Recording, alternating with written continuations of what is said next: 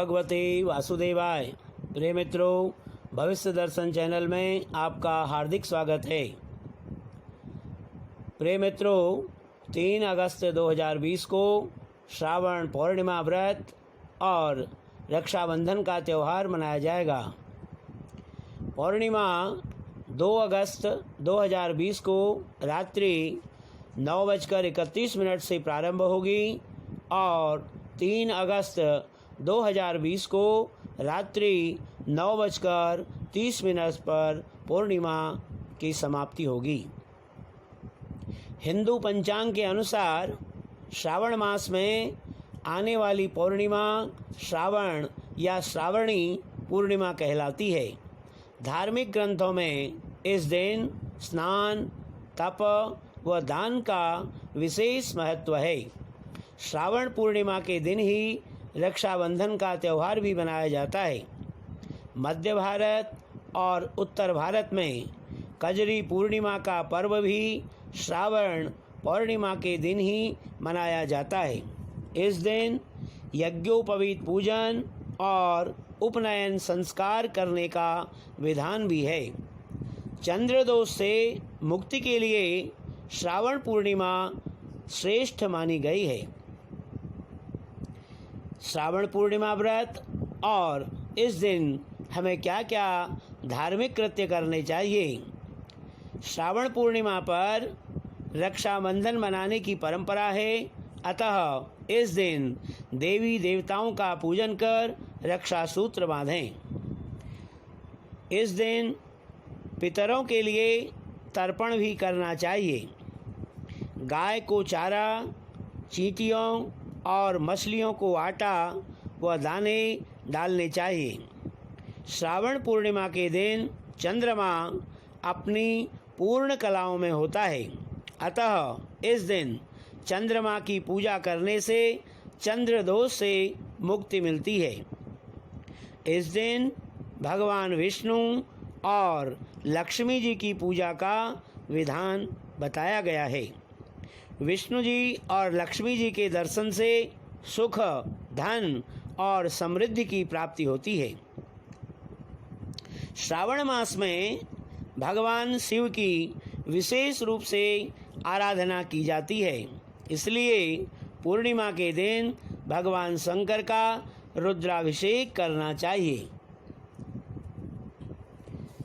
श्रावण पूर्णिमा पर मध्य और उत्तर भारत के कुछ हिस्सों में कजरी पूनम का पर्व भी मनाया जाता है।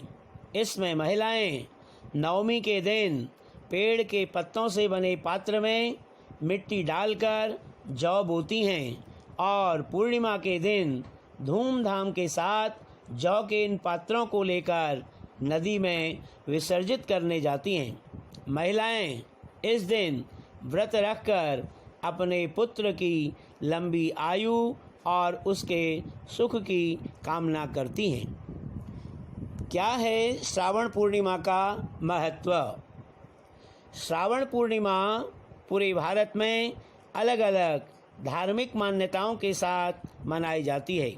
उत्तर भारत में जहां इस दिन रक्षाबंधन का पर्व मनाया जाता है, वहीं दक्षिण भारत में इस दिन नारियली पूर्णिमा और अवनी अवितम मनाई जाती है।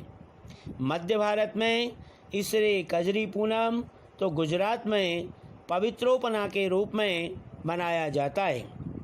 आषाढ़ पूर्णिमा के पावन अवसर पर अमरनाथ की पवित्र यात्रा का शुभारंभ होता है और यह यात्रा श्रावण पूर्णिमा को संपन्न होती है।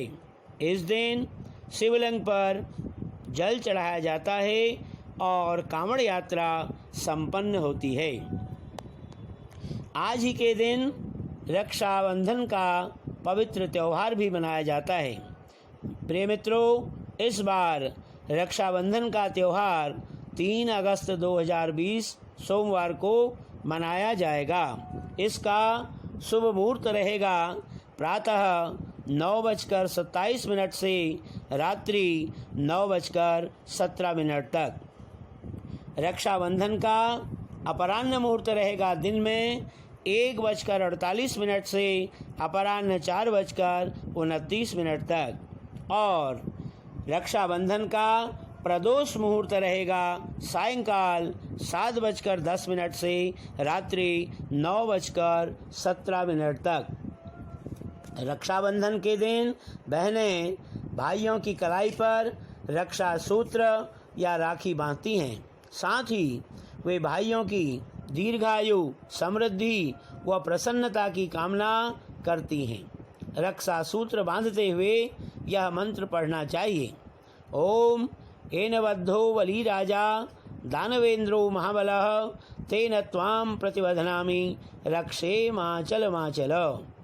इस मंत्र के पीछे भी एक महत्वपूर्ण कथा है, जिसे प्रायः रक्षाबंधन की पूजा के समय पढ़ा जाता है।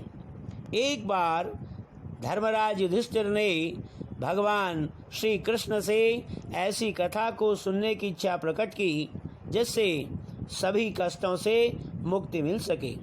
इसके उत्तर में श्री कृष्ण ने यह कथा सुनाई।